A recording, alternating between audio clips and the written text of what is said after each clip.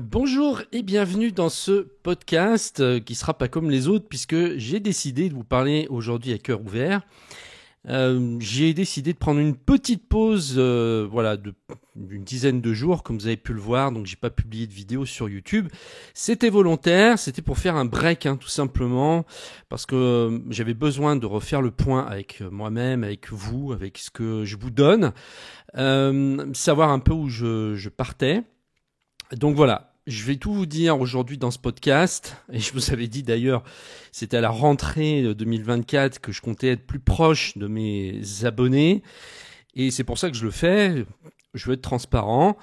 Donc surtout, j'ai revu un petit peu mes thématiques pour les formations, parce que j'ai des abonnés qui m'ont demandé où est-ce que je comptais un petit peu aller cette année sur les formations. Notamment, j'ai beaucoup de gens qui me suivent pour les formations Mac, et qui m'ont demandé si je comptais faire des formations sur d'autres applications, sur la bureautique cette année, etc.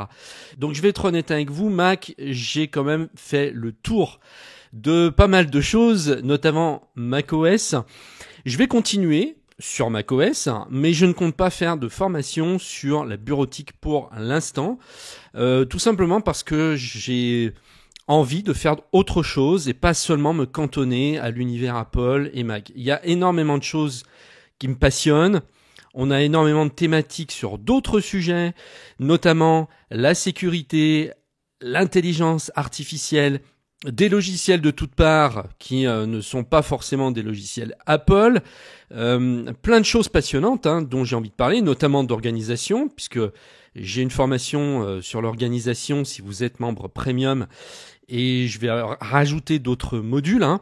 Voilà, donc ça, ce sont tous les sujets qui me passionnent. Je vais aussi me tourner davantage vers les professionnels, parce que moi, je suis auto-entrepreneur, enfin micro-entrepreneur. C'est pas vrai, je suis pas auto-entrepreneur, je suis micro-entrepreneur, puisque je fais ça depuis 1997. Donc je suis un dinosaure en fait de la micro-entreprise.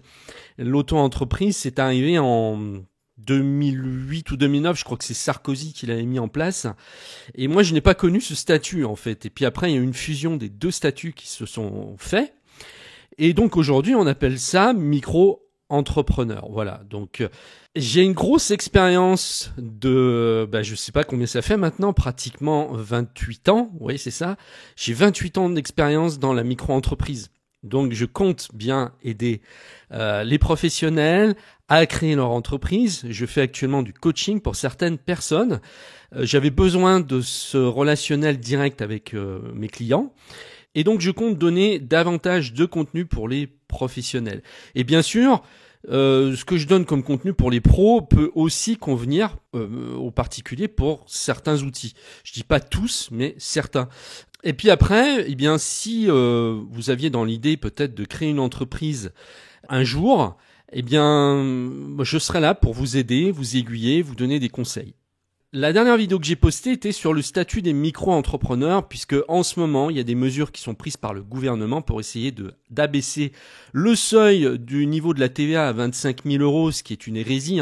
Et j'ai voulu en même temps passer un petit coup de gueule, tout en donnant des solutions au cas où cette mesure viendrait d'être à passer. Donc regardez cette vidéo si justement vous êtes auto-entrepreneur ou si vous comptez peut-être créer votre entreprise.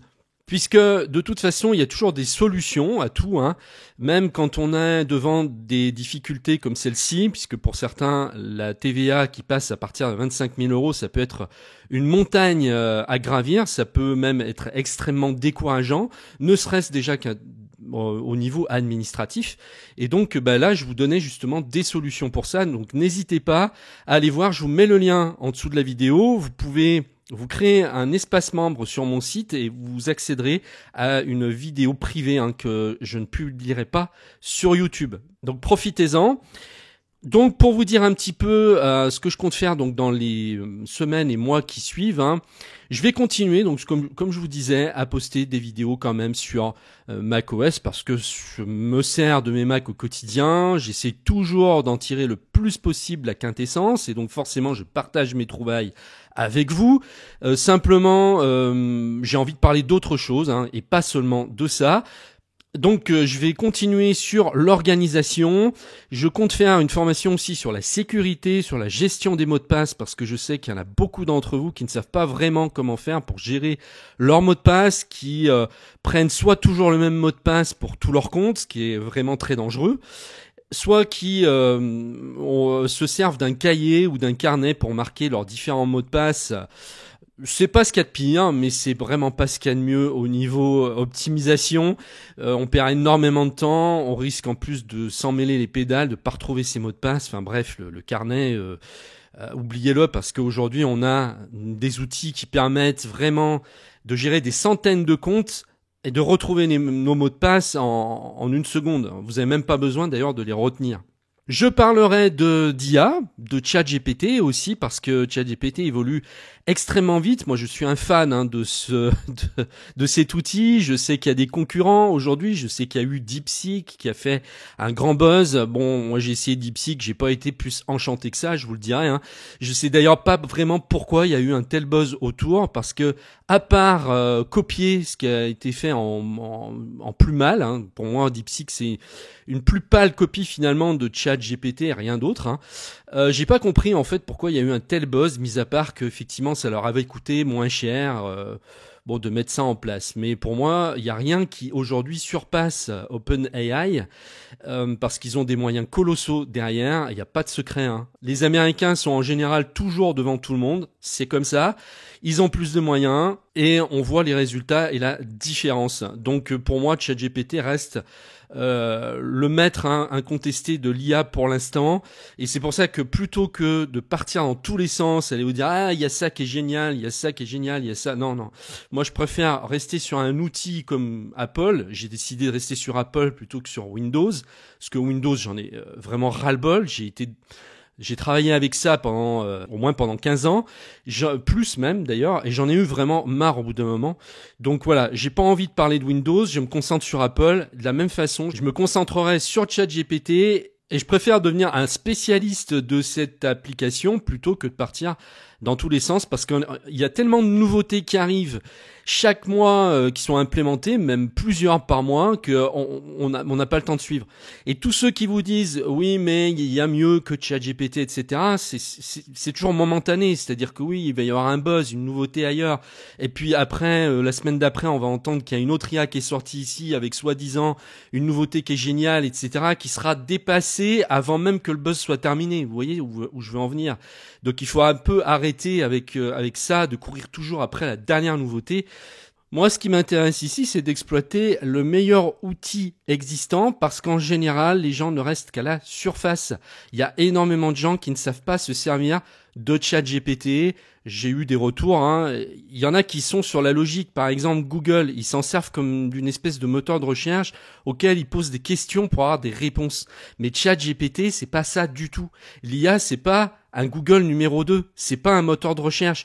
On ne fait pas que poser des questions. On va lui demander de réaliser vraiment des tâches comme si c'était un assistant presque physique. Une personne qui existe pratiquement. Elle est capable de faire des choses assez incroyables, mais pour ça, il faut les clés. Il faut savoir s'en servir. Il faut creuser, il faut faire des recherches. Et ça, je le partage d'ailleurs dans ma formation sur ChatGPT, qui n'est pas terminée, puisque je vais rajouter d'autres modules. C'est une formation qui va évoluer au fil du temps. Donc si d'ailleurs ça vous intéresse, je vous mets le lien dans la vidéo. Vous pouvez soit acheter la formation, ou soit vous pouvez vous abonner donc à mon espace premium. Vous aurez accès à plein d'autres formations. C'est un petit abonnement par mois, sur le même principe en fait qu'un abonnement streaming comme Netflix ou quoi, sauf qu'au lieu d'avoir des films, des séries, vous allez avoir des formations. Voilà. En tout cas, je vous remercie de m'être aussi fidèle, pour ceux qui me suivent depuis longtemps. Je sais qu'il y en a qui sont très fidèles. C'est grâce à vous que je suis là. C'est aussi grâce à vous que je peux faire ce métier qui me passionne. J'aime transmettre, ça a toujours été comme ça. Et j'espère continuer le plus longtemps possible. Donc voilà, dans les jours qui arrivent, je vais revenir en force avec d'autres vidéos, d'autres idées.